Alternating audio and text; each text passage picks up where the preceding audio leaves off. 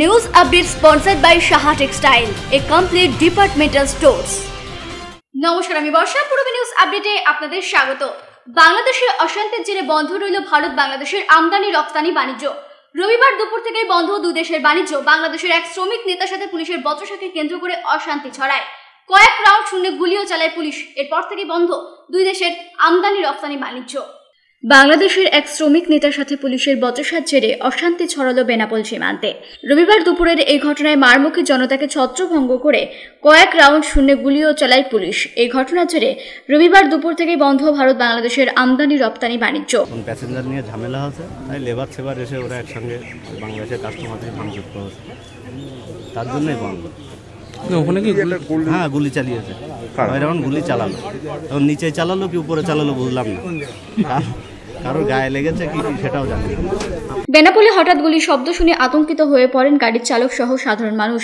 বাংলাদেশের এই অশান্তির পরিবেশ কাটিয়ে কবে স্বাভাবিক হবে দুই দেশের বাণিজ্যের পরিস্থিতি, তা নিয়ে যথেষ্ট অনিশ্চয়তা রয়েছে। फायरिंग हुआ है तो उसको लेके थोड़ा इनसिक्योरिटी का माहौल है, उसकी वजह से 2 बजे के बाद से एक्सपोर्ट रुका हुआ है। और सेफ्टी के हिसाब से हमने इस इशू को लेके बांग्लादेश के साथ बात किया, तो उन्होंने अभी भी कहा कि लेबर्स और पुलिस में भी बातचीत चल रही है, तो थोड़ा इनसिक्योर इन्वायरमेंट है, तो अभी ट्रक उधर जाना उचित थोड़ा कम समझते हैं। वो उनका इशू था, कुछ इशू इंटरनल इशू था, उसको लेके कुछ आउटसाइडर और उनको लेकर हुआ। हमारे पास इतना नहीं है, लेकिन ये हुआ इनपुट है। इमिग्रेशन और कस्टम्स का मैटर था कुछ नहीं, पुलिस बीजेपी का नहीं है, कुछ आउटसाइडर्स, कुछ अनसोशल जो लोग थे उन्होंने ऐसा किया, कुछ उन्होंने उन पे हमला कर दिया उनके ऑफिस में। পূর্বী নিউজের জন্য অনিন্দ পাত্রের রিপোর্ট। বারাসাতে বিদ্যাসাগর কক্ষে তৃণমূল কংগ্রেসের কর্মী সভায় ঘোষিত হল উত্তর 24 পরগনার 23টি পৌরসভায় তৃণমূলের দলনেতার নাম। গত 28শে এপ্রিল রাজ্যের পৌর নির্বাচনের ফলাফল ঘোষণার পর উত্তর 24 পরগনার 23টি পৌরসভায় কি হবেন চেয়ারম্যান ও ভাইস চেয়ারম্যান, তা নিয়ে উৎকণ্ঠা রয়েছে দলীয় সমর্থকদের মধ্যে। তার মধ্যে আরও একটু সাসপেন্স রেখে রবিবার বারাসাতে বিদ্যাসাগর কক্ষে তৃণমূলের কর্মী সভায় ঘোষিত হল 23টি পৌরসভায় তৃণমূলের দলীয় নেতাদের নাম। অশোকনগর কল্যাণগড় পৌরসভার দলনেতা হয়েছেন শ্রীকান্ত চৌধুরী। গোবরডাঙ্গা পৌরসভার দায়িত্ব দেওয়া হয়েছে শঙ্কর দত্তকে। বারাসাতের দলনেতা পান্নালাল বসু এবং বনগাঁ পৌরসভার দায়িত্ব দেওয়া হয়েছে হিমাদ্রি মণ্ডলকে। এই দলনেতাদের নিজ নিজ পৌরসভার সাংগঠনিক দিকগুলি দেখভালের দায়িত্ব দেওয়া হয়েছে। এ বিষয়ে উত্তর 24 পরগনা জেলা তৃণমূল কংগ্রেসের সভাপতি জ্যোতিপ্রিয় মল্লিক আমাদের জানালেন, পৌরসভা নিয়ে আমাদের নিজেদের দলনেতা ঠিক হয়েছে। 23টা পৌরসভা জিতেছি আমরা। 23টা দলনেতা কে হলো, কাউন্সিলররা বসে ঠিক করলেন।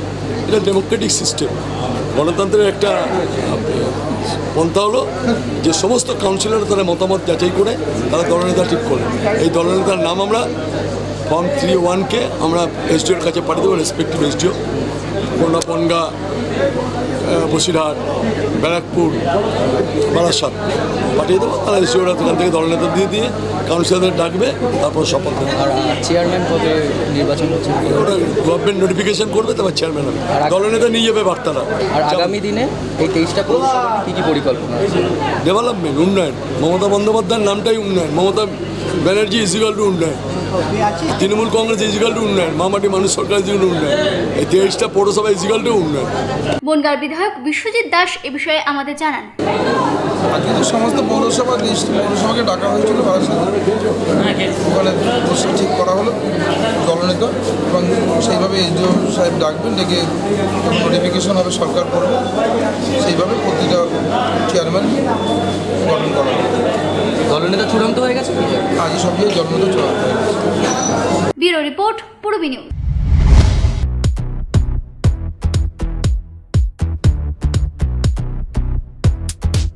লুক লাইক আসছে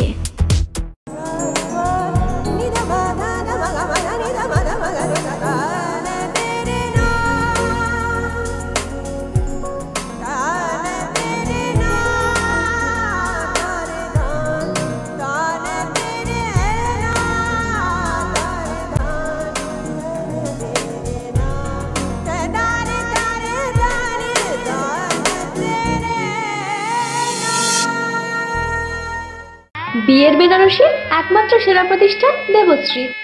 নামি দামি কোম্পানির শীত বস্ত্রের বিপুল আয়োজন। দেবশ্রীর পোশাকেই আপনার ব্যক্তিত্ব। শাড়ি জগতের রূপকথা দেবশ্রী।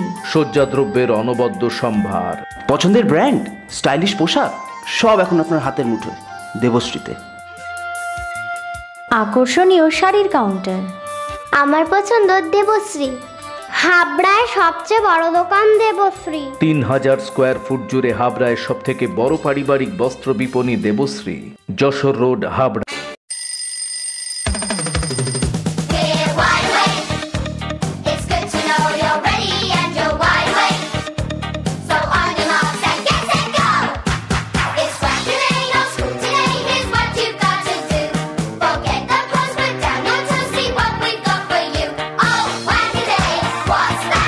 ছোটদের দারুণ দারুণ পোশাকের জন্য fashion corner, arena market, Habra.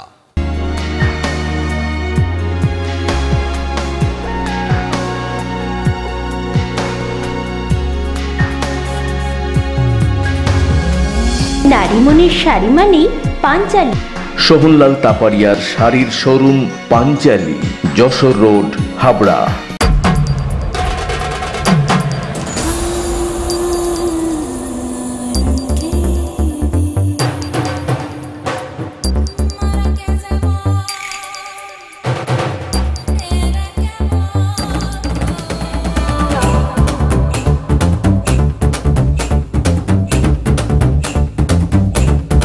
রূপসা নারীর অরূপ রত্ন, পিএল মেডিকেল গলি, হাবড়া। বনগাঁ রামনগর এলাকায় পিচের রাস্তার দাবিতে রবিবার সকাল 8টা থেকে পথ অবরোধ করে স্থানীয় বাসিন্দারা। বনগাঁ রামনগরে পিচের রাস্তার দাবিতে রবিবার সকাল 8টা থেকে দীর্ঘক্ষণ পথ অবরোধ করল স্থানীয় বাসিন্দারা।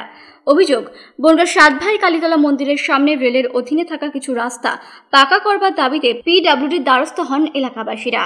পিডব্লিউডির আধিকারিকদের কথা মতে স্থানীয় রেল কর্তৃপক্ষের কাছ থেকে লিখিত অনুমতিপত্র জমা নেওয়া হলেও পিডব্লিউডি তা গ্রহণ করছে না, এমনই অভিযোগে এই অবরোধ করেন স্থানীয় বাসিন্দারা।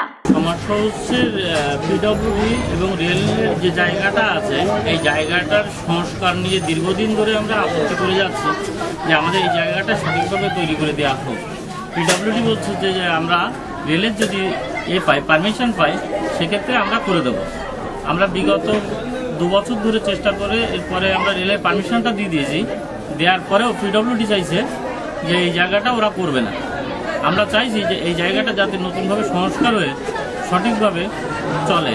বর্ষাকালে ওই রাস্তায় জল জমলে ব্যাহত হয় জনজীবন, তাই ওই রাস্তা পাকা করবার দাবি জানানো হয়েছে, এমনই জানালেন এলাকাবাসীরা। এখান থেকে বৃষ্টির সময় এখানে যাতায়াত করা যায় না, এমনি গাড়ি ঘোড়া গেলে এখানে একা করলে আমাদের এইখান থেকে স্কুলে যাওয়া আসা অসুবিধা হয়। এখানে প্রত্যেক দিন প্রতিনিয়ত বৃষ্টি, একটুখানি বৃষ্টি হলেই যে গাড়ি ঘোড়া যায় তাদের মধ্যে অ্যাক্সিডেন্ট হচ্ছে, হাত পা ভাঙছে। আমরা চাইছি রাস্তাটা সংস্কার হোক, এই স্কুলের ছাত্রছাত্রীরা যাতে সবাই একসঙ্গে ভালোভাবে যেতে পারে রাস্তা দিয়ে, তার জন্য এই অবরোধ। পূর্বী নিউজের জন্য অনিন্দ পাত্রের রিপোর্ট, বনগাঁ। স্কুলের গেটে তালা ভেঙে একটি ওয়েব ক্যামেরা ও একটি মোডেম চুরি করবার অভিযোগ উঠল দুষ্কৃতীদের বিরুদ্ধে। ঘটনাটি ঘটেছে বনগাঁর সাতবেড়িয়া হাই স্কুলে। বনগাঁর সাতবেড়িয়া হাই স্কুলের গেটের তালা ভেঙে কম্পিউটার রুম থেকে একটি ওয়েব ক্যামেরা ও একটি মোডেম চুরি করবার অভিযোগ উঠল দুষ্কৃতীদের বিরুদ্ধে। রবিবার ভোরে ওই স্কুলের নিরাপত্তারক্ষী বিষয়টি খেয়াল করেন। তারপর ভারপ্রাপ্ত প্রধান শিক্ষকের খবর দেওয়া হলে স্কুলে এসে বেশ কয়েকটি ঘরের তালা ভাঙা অবস্থায় দেখেন তিনি। এ ঘটনায় বনগাঁ থানায় অভিযোগ দায়ের করা হয়েছে বলে জানা গেছে। পূর্বী নিউজের জন্য অনিন্দ পাত্রের রিপোর্ট। আপনার স্বপ্নের বাড়ি বানাবেন ভাবছেন? বাড়ির প্ল্যান ডিজাইনিং এর খরচের এস্টিমেট চান? চলে এসেছি আপনার এলাকায় আস্থা কনস্ট্রাকশন। ন্যায্য মূল্যে ইমারতি সামগ্রীর জন্য আজই আসুন আস্থা কনস্ট্রাকশনে। আমরা নিজস্ব লরিতে সরাসরি খাদান থেকে বালি পাথর লোড করে সরবরাহ করে থাকি। এছাড়াও একই ছাদের নিচে পাবেন SRMB, লাফার্জ, আল্ট্রাটেক সিমেন্ট। সঙ্গে রয়েছে ঢালাইয়ের সময় ইঞ্জিনিয়ারের সুপরামর্শ বিনামূল্যে। আস্থা কনস্ট্রাকশন, বাণীপুর জলের ট্যাঙ্কের মোড়।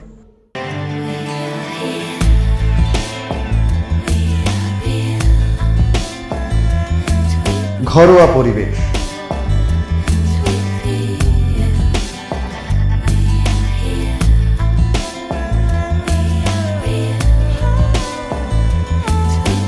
আন্তরিক পরিষেবা, সুস্বাদু খাবার,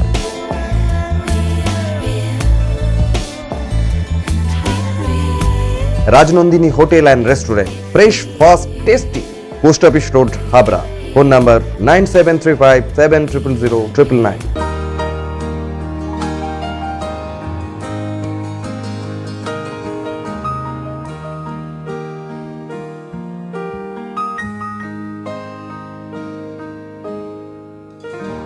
প্রতিটি শুভ মুহূর্তের সাথী new Paritosh jewellers, Jessore road, Habra.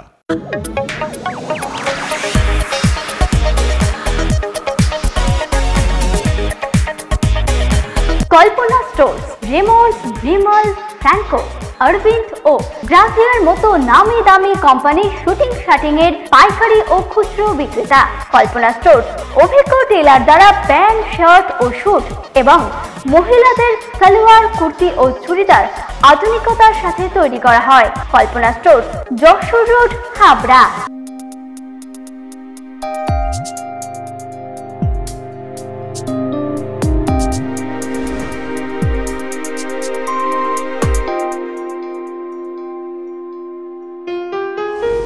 Majumdar jeweller, শুধু সোনা নয়, 30 বছরের পরম্পরা। 1 number rail gate, Habra. Phone number 8972729733। মনে রাখবেন, আমাদের প্রথম শাখা গোমা স্টেশন রোডে। 10ই মে বিশ্ব মাতৃ দিবসে ভুবন মোহিনী শক্তি রূপিণী মায়েদের প্রতি শ্রদ্ধা জানাতে পূরবী বাংলার বিশেষ প্রতিবেদন তোমার ছায়ায় তোমার মায়ায়। শব্দটা শুনলেই স্নেহ, মায়া, মমতায় ঘেরা এক মাতৃরূপিণী ছবি ধরা পড়ে আমাদের মনে। মা জন্মদাত্রী মা, তার বুকে আশ্রয় দেওয়া মূর্ত প্রতীক। মায়ের কাছেই প্রথম নিঃসংকোচে কাঁদা। শৈশবে কারণ অকারণে সেই কান্না, অনেক দ্বিধার পাথর সরিয়ে যে চোখের জল ফেলা, সেও মায়ের কাছেই। প্রথম পথ চলতে শেখা মায়ের হাত ধরেই। শৈশবের স্মৃতি মানেই মা। এই অপরিচিত পৃথিবীতে প্রবেশের মুহূর্তে যিনি আমাদের জড়িয়ে ধরেন, যিনি আমাদের আনন্দে উৎফুল্ল হয়ে ওঠেন, আমাদের কান্নায় চোখের জল ফেলেন, যিনি আমাদের ভরসা, জীবনের প্রতি পদক্ষেপে আমাদের পথপ্রদর্শক, তিনি মা। বিশ্ব মাতৃ দিবসে এই মহিষী মায়েদের জানায় প্রণাম। এই বিশ্ব মাতৃ দিবসে আমরা কথা বলেছিলাম এরকমই একজন লড়াকু মায়ের সাথে, যিনি জীবন যুদ্ধে সন্তানকে প্রতিবন্ধকতা কাটিয়ে এগিয়ে যেতে শিখেছেন। জন্মের পর থেকেই অন্য বাচ্চাদের থেকে অনেকটাই আলাদা ছিল দেবশ্রী। সময়ের অনেক আগেই জন্মগ্রহণ করায় সন্তানকে বাঁচানোর জন্য অনেক কষ্ট করতে হয়েছিল, জানালেন এই ছোটবেলাটাই বিশেষ করে ছোটবেলাটায় ওকে আমি 4-5টা হসপিটালে ছিলাম, যেমন আরজি করে ছিলাম, বিধান শিশু হসপিটালে ছিলাম, আইডিতে ছিলাম 3 বার, বারাসাতে ছিলাম 1 বার, এরকম কোথাও বাদ দিইনি। সব হসপিটালে 1 বার করে ওকে থাকতে হয়েছে নিয়ে। সব হসপিটাল থেকে বলেছিল ও যেহেতু প্রিমেচুর, ওর জন্মটা খুবই কম দিনে, আমার একটা অ্যাক্সিডেন্ট হয়, ও জন্মে গেছে, ওর তখনও চোখটাও ঠিক মতো হয়েছিল না, ওষুধ দিয়ে চোখের ডাক্তার 3 দিন বন্ধ করে রেখেছিল। যাই হোক, সেসব তো কেটে গেছে। ওর বাবা 6 মাস ছুটি নিয়ে বসেছিল, 3 মাস আমাকে ওমের মধ্যে থাকতে হয়েছিল ঘরে। আমার মায়ের একটা ঘরে সমস্ত দরজা জানালা বন্ধ করে, মশারি, বিছনার চাদর সমস্ত কিছু চাপা দিয়ে, সমস্ত দিকে অন্ধকার করে 200 পাওয়ারের 4টে ল্যাম্প জ্বলত, খাটের নিচে বড় কড়াইতে আগুন জ্বলত। এইভাবে সেই ঘরে আমি থাকা খুব কষ্টদায়ক হতো, তবু ওইভাবে থাকতে হয়েছে। 6 মাস ওইভাবে ওর বাবা ওকে বাঁচিয়েছে, ওইভাবে অক্লান্ত পরিশ্রম করে। মানে এটা আমার পক্ষে সম্ভব হতো না। 6 মাস বলতে 3 মাস ওইভাবে ঘরে থাকতে হয়েছে। আর 3 মাস পরে ডাক্তার দেখেছে, যখন দেখে বলেছে যে হ্যাঁ ঠিক আছে। দেবশ্রী জন্মগ্রহণের কিছুদিন পরেই মারা যান তার বাবা। তারপর মা এবং বাবা হিসেবে নিজের একা লড়াইয়ের কথা জানালেন শিপ্রা চক্রবর্তী। আমার কাছে আমারও একটা মৃত্যু সমান হয়ে গেছিল, কারণ আমি কিছুই জানতাম না। আমার সংসার ব্যাপারে যা কিছু সমস্ত ওর বাবাই করতেন। অফিস থেকে এসে কোনটা নেই, কোনটা লাগবে, কোনটা কার কি প্রয়োজন, সবারটা, শুধু আমারটা না, আমার শ্বশুর শাশুড়ি দেওর ননদদেরটাও দেখতেন, আমার মারটাও দেখতেন, আমাদেরটাও করতেন, সবারটাই করতেন। তারপরে তো আমি একেবারে অকুল সমুদ্রে পড়ে যাওয়ার মতো, কিছুই জানি না, না বাজার করতে জানি না, কোথায় কি পয়সা করি আছে তাও জানি না। হাতে হাতে সব শিখেছি, থেকে মানুষ শেখে। মানে এক এক সময় মনে হতো যে পারছি না, পারবো না, খুব ভীষণ কষ্ট হতো। মানে সেই সব দিনগুলোর কথা মনে করলে খুব কষ্ট হতো। ওই ঠাকুরের কৃপায় যখনই কষ্ট হতো ঠাকুরের কাছে গিয়ে বসতাম, কাঁদতাম, আর উনি যে চলে যাবে আমরা তো কখনো ভাবিনি। অবশেষে দেবশ্রীর মতো এমন স্পেশাল চাইল্ড জাতের তাদের মায়েদের উদ্দেশ্যে বার্তা দিলেন প্রজন্মেরই এই লড়াকু। আমার একটাই বক্তব্য থাকবে, যেসব বাচ্চারা সুস্থ তাদেরকে নিয়ে অতটা সমস্যা নেই, তাদেরকে শুধু পড়াশোনার দিকে নজরটা দেওয়া হবে। এখনকার মায়েরা বেশিরভাগই বাচ্চাদেরকে ছেড়ে দেয়, সেই ছেড়ে না দিয়ে তাদের সঙ্গ থাকতে হবে, তবে সেই সব বাচ্চারা লাইনে থাকবে। তা নাহলে এখন যে দিন পড়েছে বাচ্চারা এদিক ওদিক মন চলে যায়। আর যারা নাকি আমি বিশেষ করে আমার ছেলে মেয়ের মতো যেসব ছেলে মেয়ে তাদের মায়েদেরকে বলি প্রচণ্ড ধৈর্য ধরো। আমি 2-1 দিনের মধ্যে একটা বাচ্চাকে দেখেছি ক্লাস 4-এ পড়ে, তার মা তাকে খাইয়ে দিচ্ছে এবং খাইয়ে দেওয়ার পরে টিভি দেখছে, সেই বাচ্চা টিভি দেখছে আর বসে বসে চামচ দিয়ে খাইয়ে দিচ্ছে। শুধু তাই না, আরেকটা জিনিস দেখে খুব খারাপ লেগেছে, খাওয়ার পরে সেই বাচ্চাকে বাটি মুখের কাছে ধরছে, জল দিয়ে তার মুখে ধুচ্ছে আর তার মধ্যে ফেলছে। এটা খুব খারাপ জিনিস। বাচ্চাটা পঙ্গু হয়ে যাচ্ছে, সে নিজে শিখছে না। আর কালকে যখন ওকে শেখাতে যাবে ওই বাচ্চাই মায়ের উপরে তেজ করে নানা রকম মারধর করবে, গালাগালিজ করবেই। এটা এসে যাবে তার ভেতরে। এটা কখনো করতে নেই। ছোট থেকে বাচ্চাকে খেতে নিজে হাতে শেখাতে হবে। এবং তুমি মুখ ধুতে যাও, না পারলে আমি আরেকবার মুখ ধুইয়ে দেবো, তুমি মুখ ধুয়ে এসো। আমার বাচ্চা তো পারতো না, অনেক কিছুই পারতো না, কিন্তু ওকে শেখাতে হবে। প্রেমের গল্প নিয়ে নীলাদ্রি লাহিড়ীর বাংলা ছবি পরবাসে শুটিং শুরু হচ্ছে খুব শীঘ্রই। তার আগে এই ছবির সাংবাদিক সম্মেলন হলো কলকাতায়। প্রেমের কাহিনী নিয়ে নীলাদ্রি লাহিড়ীর বাংলা ছবি পরবাসে শুটিং শুরু হচ্ছে খুব শীঘ্রই। এই ছবিতে অভিনয় করতে দেখা যাবে সম্পূর্ণা, সমদ্রুষী, জয়, স্মিতা সহ অনেকেই। আগামী 1 বৈশাখ থেকে শুটিং শুরু হচ্ছে পরবাসের। এই ছবিতে একটি মেয়ের নানা বয়সের নানা ট্রাভেল তুলে ধরা হবে। সম্পূর্ণাকে সম্পূর্ণার ভূমিকাতেই দেখা যাবে। এখানে আমার চরিত্রের নাম সম্পূর্ণা। সেটা এই চরিত্রটা কোথাও গিয়ে কমপ্লিট ওম্যান, সেই জন্য এর নাম সম্পূর্ণা। উনি ডিরেক্টর এবং স্ক্রিপ্ট রাইটার ডিসাইড করেছেন। আর সেখানে এই মেয়েটার শান্তিনিকেতন থেকে বড় হওয়া, মানুষ হওয়া দাদুর কাছে, এবং তার স্কুল লাইফ, তার কলেজ লাইফ, তার বিয়ে, তার বাচ্চা, এবং সেটা হতে হতে তার বয়সের ট্রাভেল, তার এমনি জায়গার বিভিন্ন রকম, শান্তিনিকেতন, কলকাতা, তারপর দুবাই এসে থাকে। এই পুরোটা মিলিয়ে একটা অদ্ভুত জার্নির মধ্যে ছবিটা। এবং খুব নর্মাল একটা মেয়ে, যার জীবনে ছোটবেলা থেকে দাদুর সঙ্গে সম্পর্ক, তারপর তার বরের সাথে সম্পর্ক, তার বরের ঝগড়া, অশান্তি, ভালোবাসা, প্রেম, সব মিলিয়ে যেরকম নর্মাল আর 5টা পরিবার হয় কিংবা আর 5টা মেয়ে যেরকম হয়, তাদের এক্সপেকটেশন, তাদের এই সবটা মিলিয়ে সম্পূর্ণ এই চরিত্রতে। এই ছবিতে কেন্দ্রীয় চরিত্রে অভিনয় করেছে জয়। এই ছবিটাতে আমি বলবো, আমি লাস্ট 2-3টে ছবি যে করেছি তাতে আমার মোস্টলি ক্যারেক্টারগুলো ডার্ক আর ম্যানিপুলেটিভ ক্যারেক্টার ছিল। আমি অনেকদিন সোজা সিধা সাদা চরিত্র করিনি। এটা বলা যায় একটা খুব ভালো পরিচ্ছন্ন ম্যাচিওর লাভ স্টোরি। এমন একটা লাভ স্টোরি যাতে মানুষের ঢুকতে পারবে, এই প্রত্যেকজন চরিত্রের সঙ্গে আইডেন্টিফাই করতে পারবে, এবং এদের জীবনে যে ঝড়ঝাপটা আসছে তার সঙ্গেও আইডেন্টিফাই করতে পারবে। এবং ছবিটার একটা পজিটিভ এন্ডিং আছে, এবং সেটা দর্শকদের ভালো লাগবে। কি আমি ভালোবাসবো এই ছবিতে।